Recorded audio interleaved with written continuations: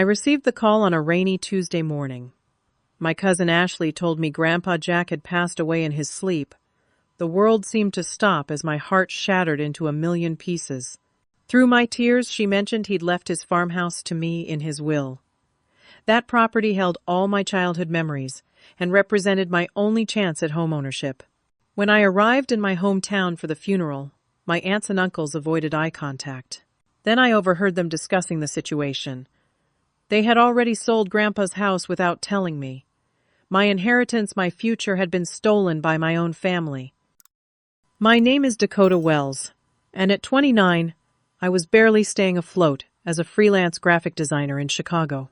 My tiny apartment was more like a closet than a home with rent that increased every year while my income remained unpredictable. I'd been saving for a down payment on my own place for years, but in the city it felt like an impossible dream that kept moving further away. Grandpa Jack's farmhouse in rural Pennsylvania had been my true home. After my parents' bitter divorce when I was 8, neither of them had much time for me.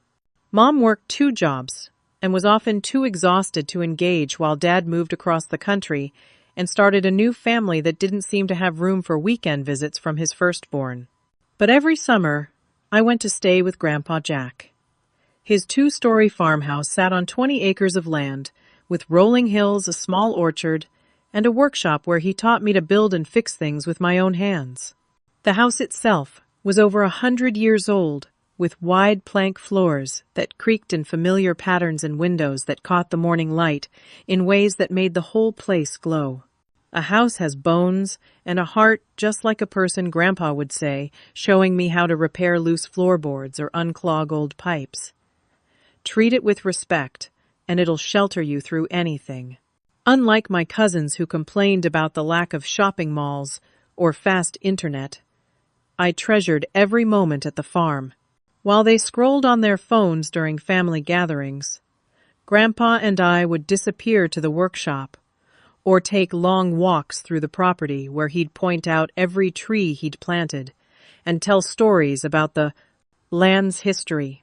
This place has been in our family for 4 generations, he'd tell me proudly. Your great-great-grandfather built it with his own 2 hands. Not many people these days understand the value of something that stood the test of time. As I got older, I noticed the tension during family gatherings. My aunts and uncles would corner Grandpa when they thought no one was listening. Dad, you're getting older. This place is too much work, Aunt Diane would insist. We could sell it and get you a nice condo in town. Think of the money you're sitting on. But Grandpa always refused. This land isn't about money, he'd say firmly. It's about legacy. On my last visit 6 months ago, Grandpa seemed frailer, but his mind was sharp as ever. We sat on the porch swing as the sun set, painting the fields gold. Dakota, he said quietly, you're the only one who sees this place the way I do. The others, they just see dollar signs. I wish I could afford to buy it from you, I admitted. But on my income, he patted my hand. Don't you worry about that. This house will be yours someday. I've made sure of it. His next words stuck with me, though I didn't understand their importance then. Remember, Dakota, things aren't always what they seem. I've made sure you'll be taken care of no matter what.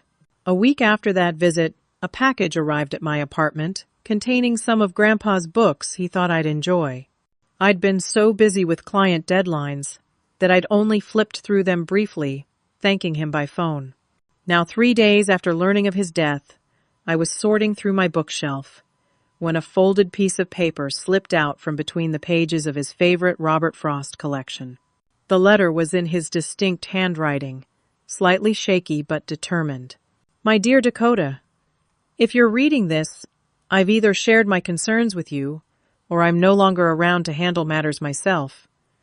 I've sensed the vultures circling for some time now. Your aunts and uncles see this property as nothing but a cash cow they've been waiting to slaughter. I've made alternative arrangements that no one else knows about. Trust that I've thought of everything. Love, Grandpa Jack. I stared at the letter, a chill running through me. Grandpa had anticipated trouble. But what had he done about it? And was I already too late? The funeral was held at the small Methodist church in town. the same one where my grandparents had been married 52 years earlier before my grandmother passed from cancer. The May weather was unseasonably cold with a bitter wind that seemed fitting for the occasion. I'd maxed out my credit card for the last-minute plane ticket and was staying at the cheapest motel on the edge of town, knowing I couldn't afford to miss saying goodbye. The church pews filled quickly. Grandpa Jack had been beloved in the community, a former high school shop teacher, volunteer firefighter, and mentor to countless local kids who needed guidance. I sat in the front row alone on one end, while the rest of my family clustered together on the other side. Aunt Diane and Uncle Stephen arrived last, making an entrance in designer morning clothes. They were the self-appointed family success story, he in commercial real estate, she running a high-end interior design business. Their twin daughters, Megan and Madison, now in college, had always made it clear they found the farmhouse gross and boring. Behind them came Aunt Martha, clutching her Bible and dabbing at her eyes.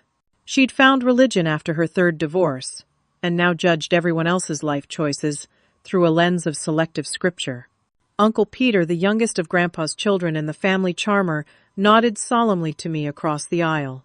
He'd always been friendly enough, but in that superficial way that never translated to actual support when needed.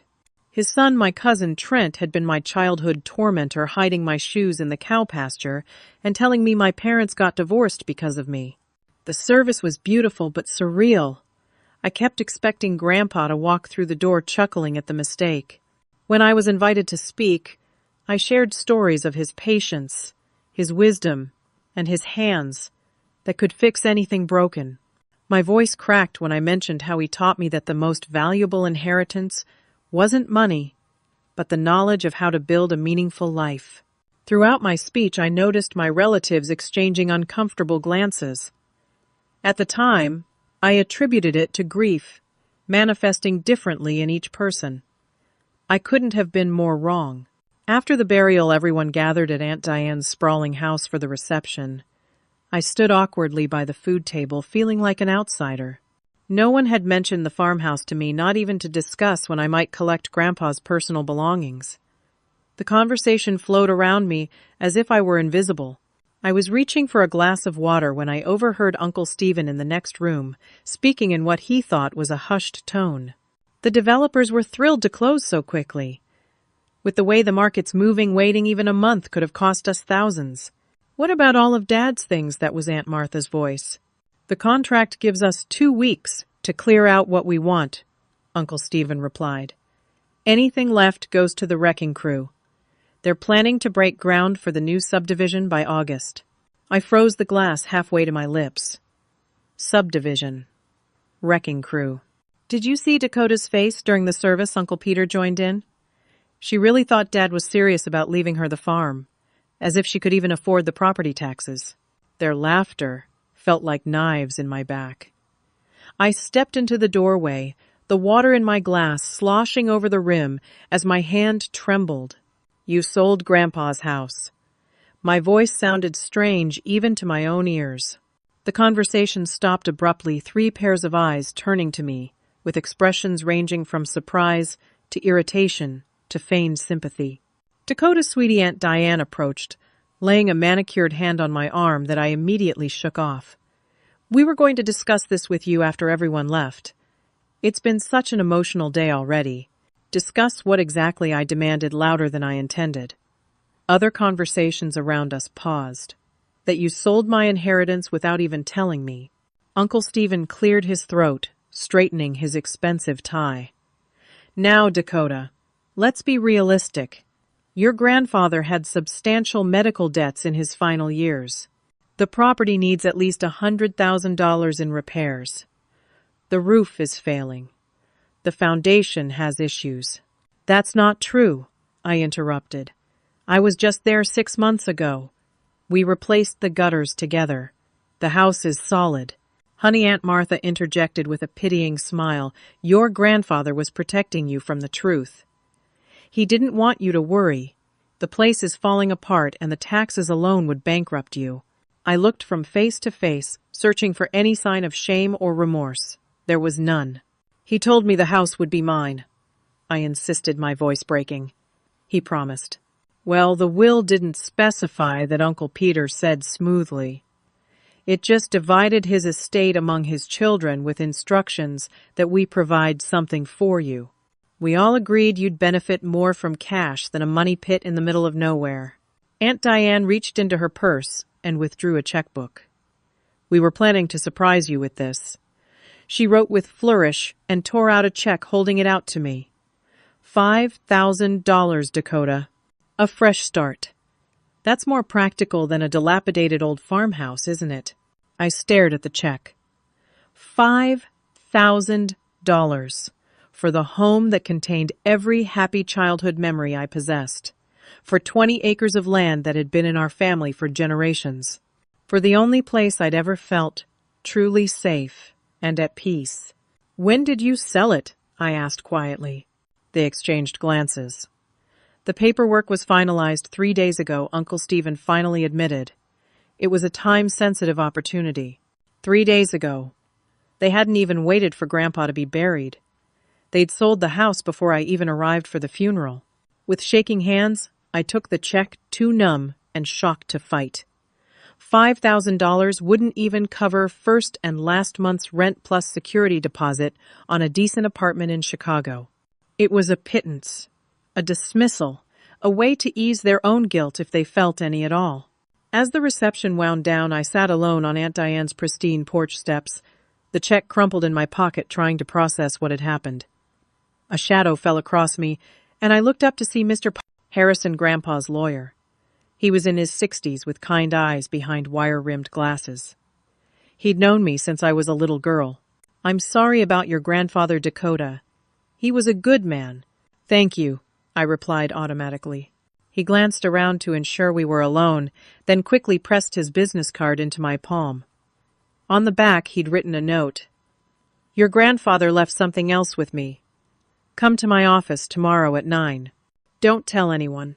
Before I could ask what he meant, he walked away to his car. I smoothed out the card, a flicker of hope igniting in my chest for the first time since the funeral began. Maybe, just maybe, Grandpa's cryptic words about alternative arrangements were about to make sense. Mr. Harrison's law office occupied the second floor of a brick building on Main Street above what used to be the town's hardware store, but was now an artisanal coffee shop. I arrived 15 minutes early, having barely slept and paced the sidewalk until exactly 9 o'clock. His secretary, a woman who looked like she'd been working there since before I was born, recognized me immediately. Go right in, honey. He's expecting you. Mr. Harrison rose from behind his desk as I entered, gesturing for me to take a seat in one of 2 leather chairs that had to be at least as old as I was. Thank you for coming, Dakota. He removed his glasses, polishing them with a handkerchief. What I'm about to share with you must remain confidential for now. I nodded, my heart pounding. 6 months ago, your grandfather came to see me. He was concerned about what might happen to his property after his passing. Mr. Harrison opened a drawer and removed a thick folder. He added a codicil to his will, a legal amendment with very specific instructions. He slid a document across the desk. I scanned the formal legal language, my eyes catching phrases like sole beneficiary and exclusive right to farmhouse and surrounding acreage. This says the house was left to me, I said, looking up in confusion. Yes, with ironclad specifications that it could not be sold, mortgaged, or transferred without your explicit written consent until 5 years after his death. Mr. Harrison looked genuinely troubled. In other words, Dakota, your family did not have the legal authority to sell that property at all. The implications hit me like a physical blow, but they already sold it. The papers are signed, which presents us with a complicated situation. He steepled his fingers. The sale is technically invalid, but unwinding it won't be simple. The buyers are Ridgeway Development Corporation, owned by the Ridgeway family. They have considerable influence in local politics and business circles. So what can I do, I asked, hope and anxiety warring within me. You have legal grounds to contest the sale and claim your inheritance, but I want to be transparent. It will be difficult. Your family will fight back to avoid both embarrassment and potential liability to the developers. The Ridgeways won't take kindly to having their plans disrupted. He paused. Are you prepared for that kind of battle? I thought about my tiny apartment in Chicago, the struggle to make rent each month, the clients who paid late or tried to get free work. I thought about Grandpa's house, the morning light in the kitchen, the workshop where he taught me that anything broken could be fixed with patience and the right tools. Yes, I said firmly. I am. Mr. Harrison nodded, seeming pleased by my resolve. There's more. Your grandfather suspected something like this might happen. He kept meticulous records of previous attempts by your aunts and uncles to convince him to sell the property. He passed me another folder containing emails, notes from conversations, even a recorded phone call transcript where Uncle Stephen had pressured Grandpa to stop being sentimental about a deteriorating asset. Jack was sharper than people gave him credit for, Mr. Harrison said with a small smile. He knew they saw dollar signs instead of family history. I flipped through the evidence, a knot forming in my stomach as I saw the calculated way my family had tried to manipulate Grandpa over the years. Why didn't he just tell me? He didn't want to taint your relationship with them. Despite everything, they were still his children. Mr. Harrison reached into his desk drawer again. There's one more thing. Jack left this for you. He handed me a sealed envelope with my name written on it in Grandpa's handwriting. My hands trembled as I opened it. Inside was a letter and a small tarnished key. My dearest Dakota, the letter began. If you're reading this, then they've done exactly what I feared they might. The farmhouse isn't just a house to me or to you. It's the physical embodiment of our family's history, values, and future. But it's also more than that. There's something on the property that no one else knows about, something I've protected for decades. This key will help you find it. Look beneath the surface, just like I taught you. The workshop holds more than tools. Trust yourself, and remember everything I showed you about reading blueprints. I'm sorry to place this burden on you, but you're the only one I trust to honor what this land truly means. All my love, Grandpa. I stared at the key. It was old-fashioned, the kind that might open a padlock or small chest. There were initials engraved on it. W.H. Not my grandfather's initials. Did you know about this? I asked Mr. Harrison. He shook his head. Jack kept some secrets even from me. But whatever it is, he clearly wanted only you to find it. I tucked the letter and key into my purse, feeling the weight of responsibility settling onto my shoulders. So what's our next step legally? I'll file an emergency injunction to halt any development or demolition work. Then we'll submit the codicil to probate court and formally contest the sale. He looked at me seriously. You should prepare yourself. This will get ugly.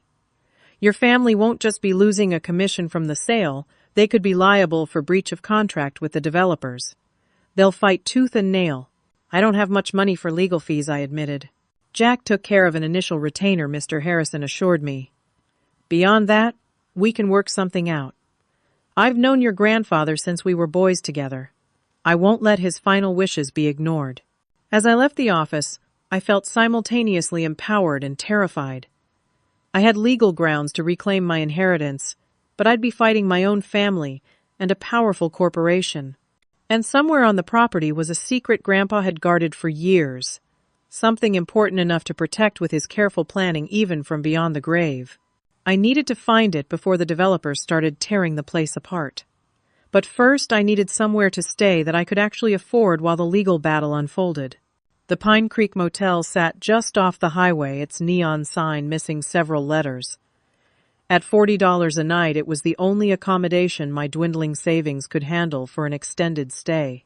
The room smelled faintly of cigarettes despite the no-smoking sign, and the floral bedspread had seen better decades. But it was clean enough, and had reliable Wi-Fi, essential for the few freelance projects keeping me financially afloat.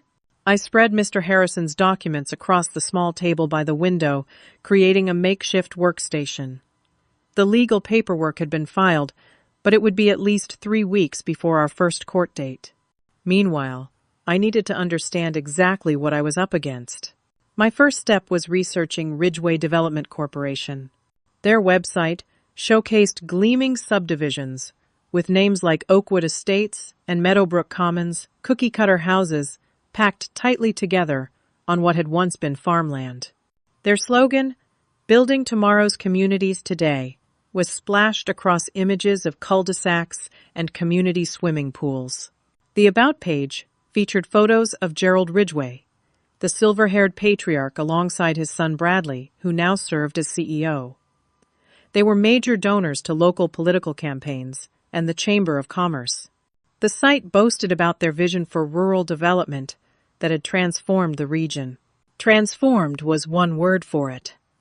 Destroyed might be another. I remembered Grandpa lamenting how the surrounding farmland was disappearing, replaced by sprawling developments that strained local resources and changed the character of the community. My investigation of my family's finances proved more difficult, but equally revealing. Through social media and public records, I discovered Aunt Diane and Uncle Stephen's design and real estate businesses were struggling. Their house had a second mortgage taken out 8 months ago, and their daughter's college tuition at prestigious private universities wouldn't be cheap. Uncle Peter's LinkedIn profile showed he'd changed jobs 3 times in the past 2 years, each position seemingly less impressive than the last. They needed money, and Grandpa's property represented a significant windfall if they could sell it out from under me. I was combing through county tax records when my phone rang. Unknown number. Hello. Dakota, it's Ashley. My cousin Aunt Martha's daughter. We had been close as children before family politics drove us apart. I heard what's happening. Are you really suing everyone? I'm claiming what's legally mine, I replied, carefully unsure whose side she was on. The house was left to me in Grandpa's will. They had no right to sell it. She sighed. Look, I'm not taking sides, but you should know what you're getting into. Mom and the others are saying Grandpa had enormous medical bills. They're claiming the sale was necessary to cover his debts. That's not true, I said firmly. I've seen his financial records. Medicare covered most of his expenses, and he had good supplemental insurance. He was financially secure. Well, they're telling everyone a different story. Aunt Diane was at church yesterday talking about how you're preventing them from paying Grandpa's final expenses. She actually cried. My blood boiled at the manipulation. They're lying, Ashley. They wanted the money for themselves. Maybe she conceded, but they're convincing everyone else. Just be careful. Okay. This town has a long memory.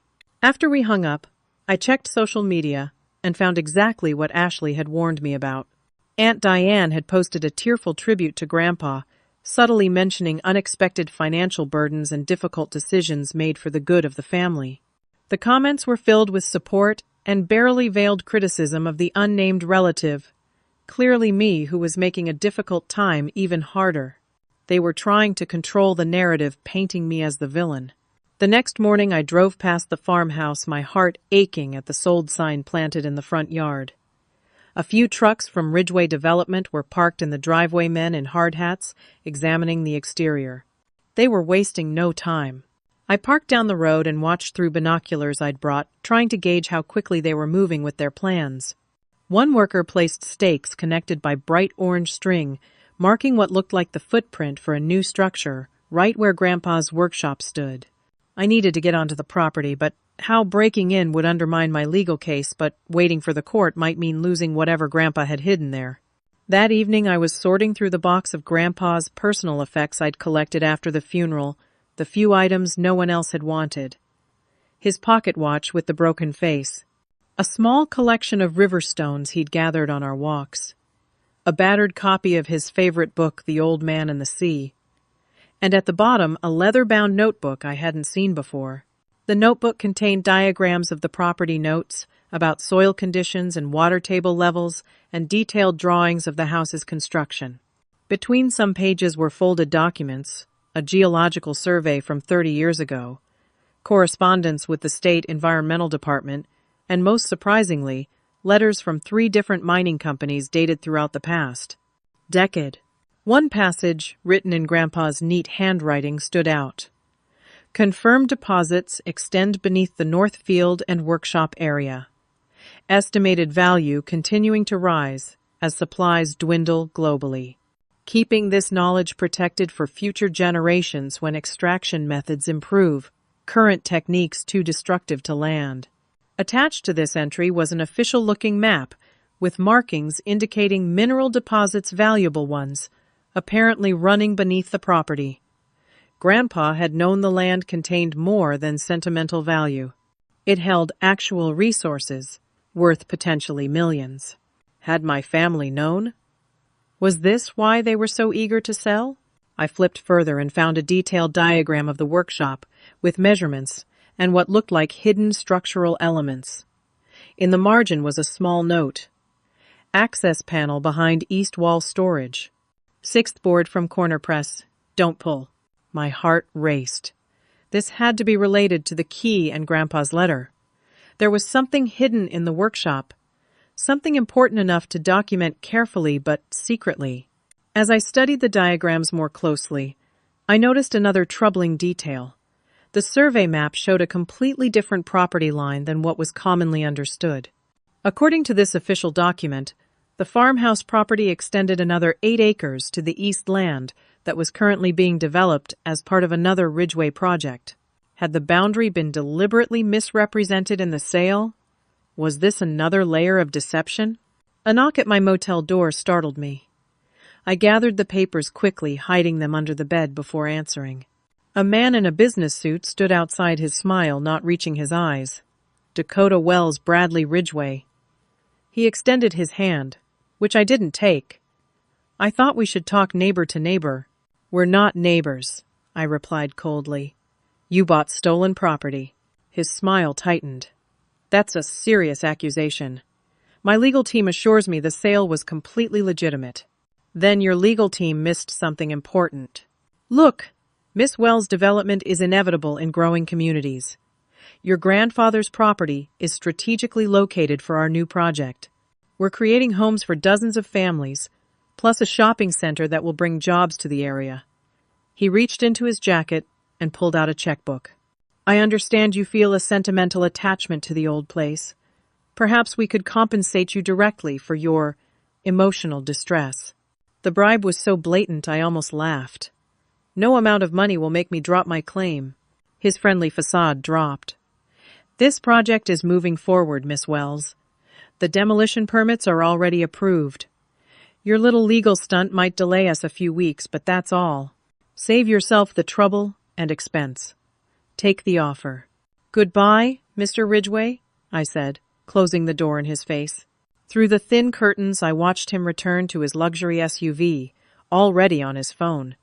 The implied threat was clear. They had money connections and no intention of backing down. That night I made my decision. I couldn't wait for the legal process. I needed to get into the workshop and find what Grandpa had hidden before the developers demolished it. With the property surveys and mineral information as leverage, I might stand a better chance in court. I set my alarm for 2 a.m. Under cover of darkness, I would reclaim at least part of my inheritance, the secret Grandpa had entrusted only to me. The night was moonless and perfect for what I needed to do. I dressed in dark clothing, packed a small backpack with a flashlight, Grandpa's diagrams and the mysterious key, then drove my rental car to a dirt access road a 1/4 mile from the farmhouse. The developer's security consisted of a single guard who patrolled the perimeter every hour in a golf cart. I'd watched his pattern the previous night and knew I had a solid 40-minute window between rounds. I approached from the back of the property, through the old apple orchard Grandpa had tended so carefully. The trees provided cover as I made my way toward the workshop, which stood separate from the main house. My heart pounded so loudly, I was sure it would give me away, though there was no one around to hear. The workshop door was secured with a shiny new padlock, not Grandpa's old one.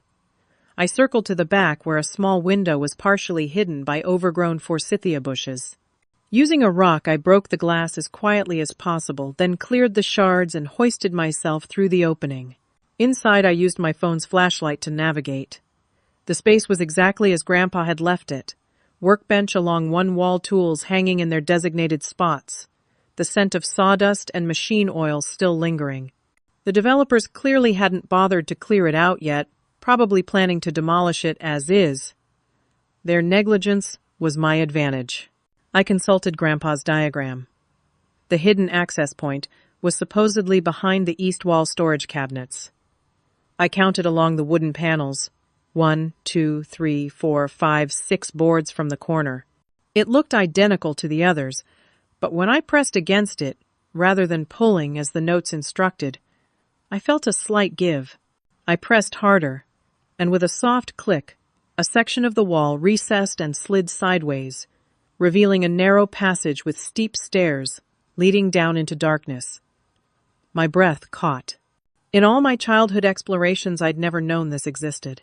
The stairs descended about 10 feet to a small room reinforced with concrete. It was cool and dry with a metal filing cabinet, a small safe and several waterproof storage containers stacked neatly against the wall. A single bare bulb hung from the ceiling connected to a battery system rather than the main power. When I pulled the chain, the space illuminated with harsh light. The filing cabinet contained folders of documents dating back 50 years, property deeds, mineral surveys, geological reports and correspondence with various government agencies and mining companies. One report from just 3 years ago estimated the value of rare earth minerals beneath the property at 8 figures and increasing annually as global demand rises. In one folder labeled Family Trust, I found documents showing that Grandpa had been approached multiple times with offers to sell mineral rights. The most recent, from a company called North Star Resources, offered $4 million just for the extraction rights, while allowing him to retain ownership of the land. He had declined them all. A letter in his handwriting explained why. These minerals represent the future. Current extraction methods would destroy the land and contaminate the water table for generations. I've established this trust to ensure the resources remain untouched until sustainable technologies exist to harvest them responsibly. The income from selective limited extraction, when it becomes viable, will sustain our family for generations if managed wisely. Grandpa hadn't just been sentimental about the land, he'd been strategic. He was protecting both its environmental integrity and its long-term value. The short-term profit from selling to developers was nothing compared to what the property might be worth in the future. The safe was locked, but the key Grandpa had left me fit perfectly. Inside was another set of documents, the complete, legally filed deed history of the property, showing the accurate boundaries that included the additional 8 acres. There was also a complete inventory of an antique tool collection stored in another secret compartment beneath the main house tools, dating back to the 1800s, appraised 5 years ago at over $300,000. And at the bottom of the safe was a sealed envelope with, "In case of dispute," written on it. Inside was a USB drive and a handwritten note video testimony regarding my final wishes and the attempts by my children to circumvent them. Grandpa had created a digital record of himself, explaining exactly why he was leaving the property to me and documenting the pressure his children had placed on him to sell. He'd even recorded phone conversations where they'd argued with him about his decision. It was comprehensive, damning evidence of their disregard for his wishes. I carefully gathered everything, storing the most important documents and the USB drive in my backpack. This was more than enough ammunition for the legal battle ahead. But as I prepared to leave, headlights swept across the workshop windows above. The security guard was back early, and he wasn't alone. Voices drifted down to my hiding place. I recognized one immediately, Bradley Ridgway. "I want everything cleared out by tomorrow," he was saying. "The injunction hearing is in 3 days. If the judge sees an empty lot, there's less incentive to rule against us." "The demolition permit doesn't officially activate until next week," another voice replied. "I don't care," Ridgway snapped. "Do it anyway, and we'll sort out the paperwork later. I want that workshop gone first thing tomorrow. The main house can wait until the weekend." They were planning to destroy the evidence before the court could intervene. I was trapped in the hidden room with developers planning to bulldoze the building above me within hours. I needed to escape, but the only exit was through the workshop where they were still talking. I turned off my light and listened, breathing as quietly as possible. They moved around overhead, discussing demolition plans, unaware of my presence or the room beneath their feet. After what felt like an eternity, the voices receded and car doors slammed. The headlights disappeared down the driveway. I waited another 20 minutes to be safe, then crept up the stairs and through the workshop. The window I'd broken was my escape route. As I climbed through, a sharp piece of remaining glass caught my jacket, tearing it and slicing my arm. I bit my lip to keep from crying out, then dropped to the ground and ran through the orchard back to my car. By the time I reached the motel, my arm was throbbing and blood had soaked through my sleeve. I cleaned and bandaged the wound as best I could, then spread the documents across the bed, photographing each one with my phone as backup. When morning came, I called Mr. Harrison and told him everything, including my nighttime expedition. "You took a tremendous risk," he said, sounding both impressed and concerned. "Breaking in could have jeopardized our case if you'd been caught." "They're planning to demolish the workshop today," I told him urgently. "We need to stop them. I'll head to the judge's home directly. This constitutes destruction of contested property." He paused. "Dakota, the evidence you found changes everything. The mineral rights alone make this a much bigger case than a family dispute over a farmhouse." "I don't care about the minerals," I said honestly. "I just want my home." "Well, the minerals might help you keep it," he replied. "Meet me at the courthouse in an hour." I gathered the documents and the USB drive, my heart pounding with a mixture of hope and anxiety. Grandpa had left me the tools to fight this battle. Now I had to use them effectively. But as I pulled into the courthouse parking lot, I saw Uncle Stephen and Aunt Diane huddled with a man I recognized as Judge Franklin Parsons, a longtime friend of the family. They were laughing together, the judge patting Uncle Stephen's shoulder before they parted ways. My stomach dropped. The local judiciary wasn't just connected to the Ridgeways, they were connected to my family too. This fight was going to be even harder than I thought. The emergency hearing was scheduled for 9 o'clock the next morning. Mr. Harrison had successfully convinced a different judge. Judge Melissa Carter, newly appointed to the bench, to issue a temporary restraining order preventing any demolition or construction on the property until our case could be heard. I arrived at the courthouse, early dressed, in the most professional outfit I could put together from my limited travel wardrobe. The building was a stately stone structure in the town, square its steps already occupied by local reporters covering what had become the biggest story in the county. Small-town news travels fast, especially when it involves one of the area's most respected families and the powerful Ridgeway Development Company. Inside, the tension was palpable. My aunts and uncles sat on one side of the aisle with their attorney, a sharply dressed woman from a prestigious firm in the nearest city. They pointedly avoided looking at me. On the other side sat Bradley Ridgeway with his legal team, 3 attorneys with matching power suits and leather briefcases that probably cost more than my monthly rent. Mr. Harrison squeezed my hand reassuringly as we took our seats. "Remember, we have truth on our side." "And they have everything else," I murmured, trying to quell my anxiety. Judge Carter entered, a woman in her 50s, with steel gray hair and piercing eyes that surveyed the courtroom with measured assessment. After the formalities, she addressed the attorneys. "I understand this is a family dispute over the estate of Jackson Wells, specifically regarding the sale of his primary residence and surrounding property. Mr. Harrison, as you filed the injunction, please present your case." Mr. Harrison outlined our position clearly. Grandpa had left the property specifically to me through a legal codicil to his will. My family had sold it without legal authority to do so. The sale should be invalidated, and the property returned to me as the rightful heir. Then he introduced our evidence, the codicil itself, Grandpa's written instructions, and the video testimony explaining his wishes. The courtroom fell silent as Grandpa's face appeared on the monitor.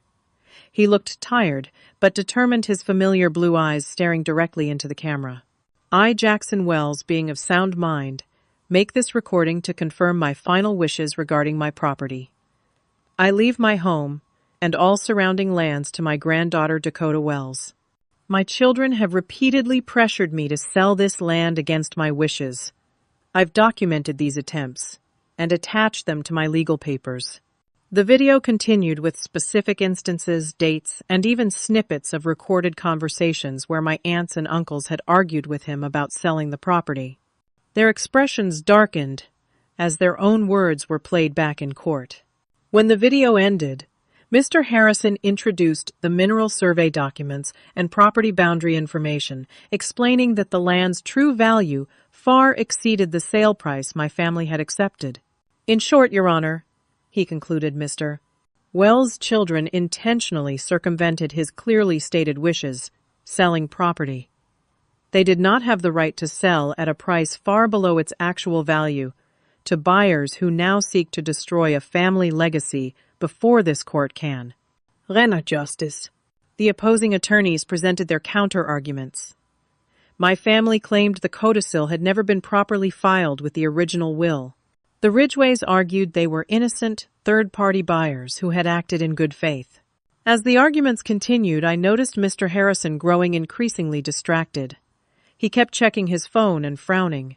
During a brief recess, he pulled me aside. Dakota, something's wrong. The original codicil that I filed with the county clerk's office is missing from the records. The digital copy in the system has been altered. It doesn't include the specific language about the property. How is that possible? I whispered, panic rising. Someone with access to the system made changes. His face was grim. We still have our copy, but without the officially filed version. They'll claim we fabricated it. I realized the floor seeming to drop beneath me. When court resumed, the opposing counsel pounced on exactly this point, suggesting the documents we presented had been created after the fact.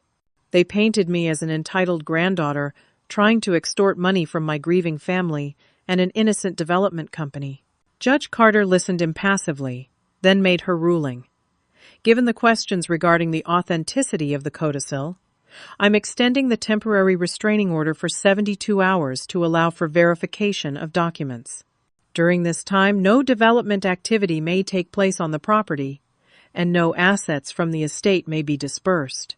It wasn't a victory, but it wasn't a total loss either. We had 3 more days to prove our case. Outside the courthouse, Mr. Harrison looked troubled. I don't understand how the filed documents could have been altered. Only someone with court access could have done that. A terrible suspicion formed in my mind. Or someone who knew someone with access. That evening I paced my motel room, replaying events in my mind. The missing documents, the altered records, the easy way my family had navigated the legal system, and Mr. Harrison, the only person besides Grandpa who knew about the codicil, acting increasingly nervous.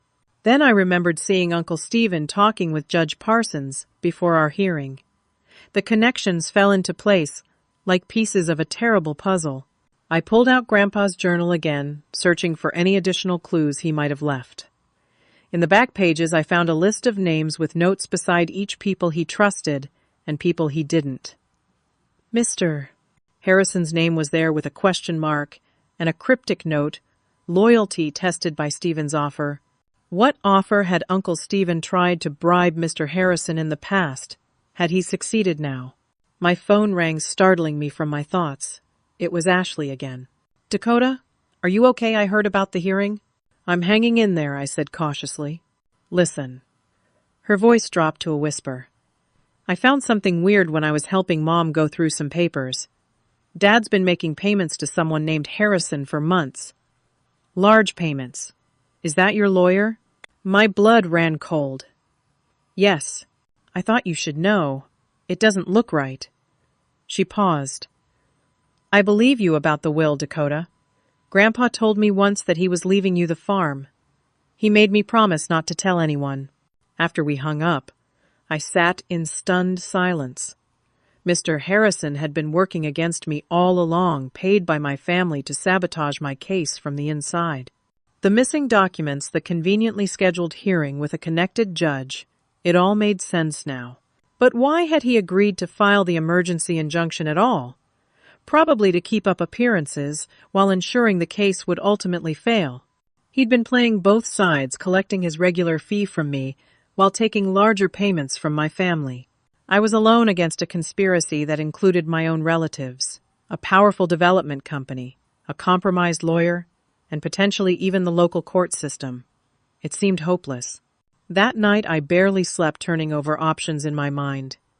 By morning I'd made my decision. If the system was rigged, I needed to step outside it. I remembered Grandpa's words from long ago. Sometimes the only way to win is to change the game entirely. I thought again about his cryptic comment. Remember, things aren't always what they seem, and suddenly recalled a childhood game we used to play. He would hide treasures around the farm for me to find, leaving clues that weren't what they appeared to be.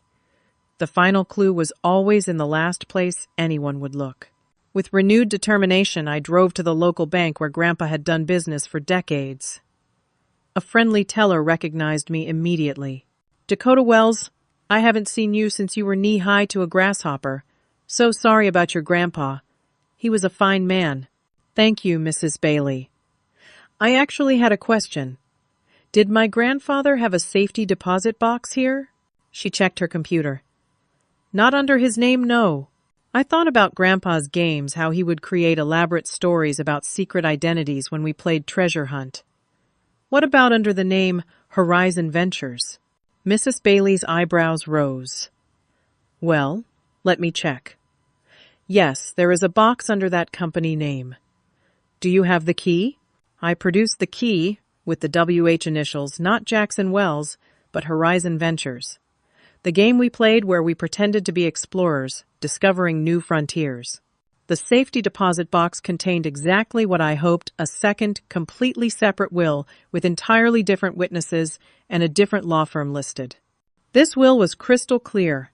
The entire property with all mineral rights and antiquities was left to me with explicit instructions that it could not be sold for 20 years after his death. The document included notarized statements from the witnesses, affidavits from geological experts about the property's value, and most devastating of all evidence that my aunts and uncles had attempted to have Grandpa declared mentally incompetent when he refused to sell. Stapled to the front was a note in Grandpa's handwriting. "Dakota, if you're reading this, then my suspicions were correct. They tried to take what was meant for you. This will supersedes all others and has been filed with the state court rather than the county. The local judge, Franklin Parsons, is in Stephen's pocket, has been for years. The fine print they overlooked is on page 12, paragraph 3. Anyone contesting your inheritance or attempting to sell the property without your consent automatically forfeits all other inheritance and must pay damages equal to double their portion of the proceeds. I knew they wouldn't bother to read the details, they never do. Take this to Attorney Judith Chen in the city. She's expecting you. Love, Grandpa." My hands shook as I gathered the documents. Grandpa hadn't just left me a backup plan, he'd left me a nuclear option. The offices of Chen and Associates occupied the 15th floor of a gleaming high-rise in the city, a stark contrast to Mr. Harrison's dusty small-town practice. When I gave my name to the receptionist, I was immediately escorted to a corner office with floor-to-ceiling windows overlooking the river. Judith Chen rose from behind her desk, extending her hand with a warm smile. In her mid-50s, with an impeccable gray suit and a confidence that filled the room, she projected exactly the kind of authority I needed. "Dakota Wells, I've been wondering when you'd find your way here." She gestured for me to sit. "Your grandfather was quite a character. He came to see me about a year ago, saying he needed a lawyer his family didn't know existed."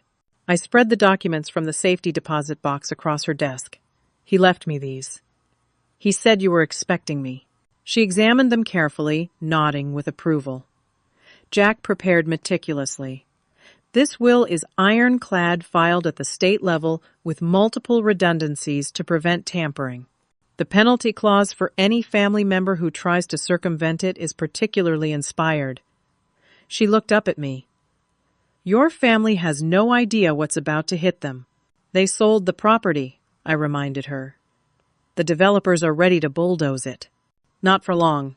She picked up her phone. "I'm filing for an immediate emergency injunction with the state court, bypassing the county entirely. By this afternoon, we'll have a cease and desist order that will make the Ridgways' heads spin." Her confidence was infectious. "Your grandfather paid my retainer in full, by the way. Said his granddaughter would need The big guns when the time came. The next 48 hours passed in a blur of legal maneuvers. Judith moved with the precision and force of a hurricane, filing motions, submitting evidence, and arranging for a state judge to hear our case on an expedited basis due to the imminent irreparable harm that would result from the place. Property's destruction. We arrived at the state courthouse to find my family and the Ridgeways already waiting, their previous confidence visibly shaken by this unexpected development. Uncle Stephen glared at me from across the lobby. Aunt Diane dabbed at her eyes with a handkerchief, still playing the role of the grieving daughter for anyone watching. Mr. Harrison was conspicuously absent. The hearing was brief but decisive. Judge Eleanor Montgomery, a state appellate judge known for her no-nonsense approach, reviewed the evidence and issued her ruling with brisk efficiency. The will presented by Miss Wells through her attorney, Miss Chen, is legally valid and takes precedence over any other testamentary documents.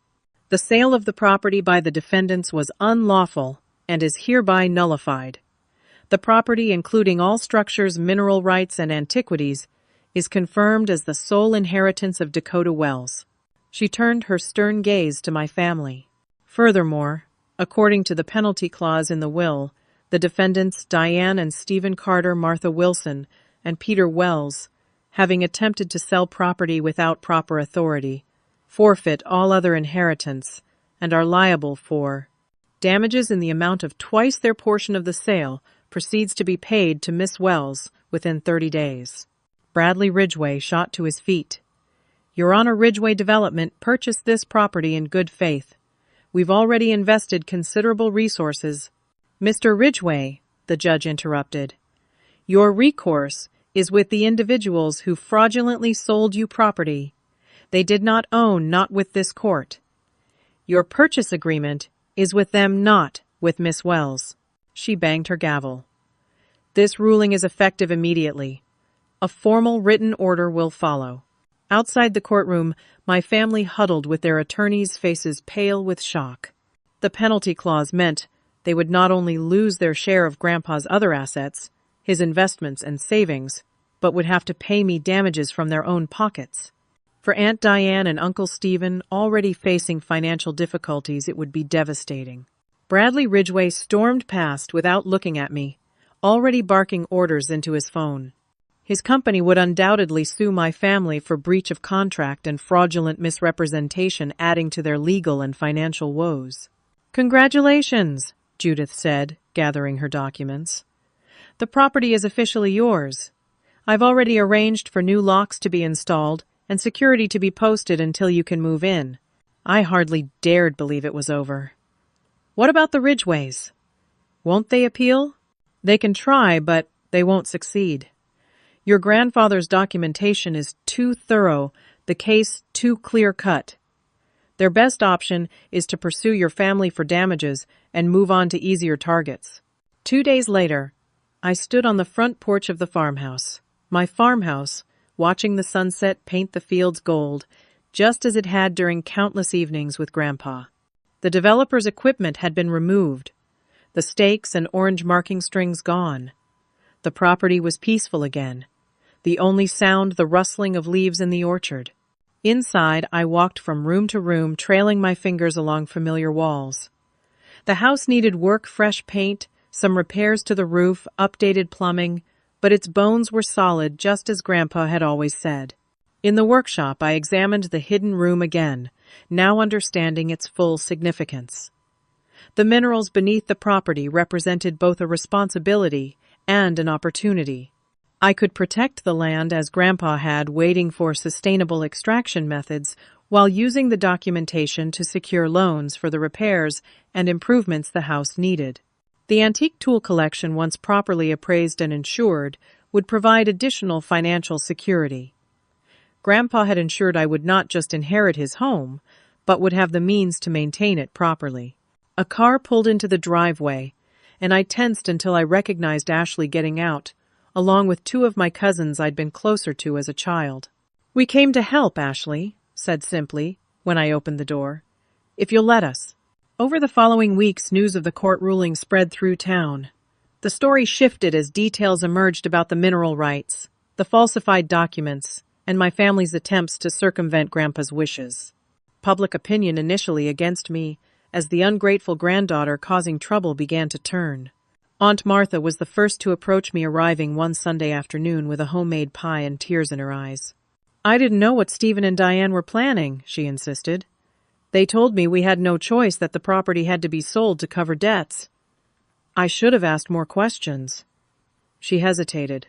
"I don't expect forgiveness, Dakota, but I am sorry." Uncle Peter followed a week later, less contrite, but practical. "You won this round fair and square. Your grandfather would be proud. He always said you were the smartest one in the family." Aunt Diane and Uncle Stephen held out longer, but financial necessity eventually forced them to make amends. The legal judgment against them, combined with Ridgway's lawsuit for fraudulent misrepresentation, had pushed them to the brink of bankruptcy.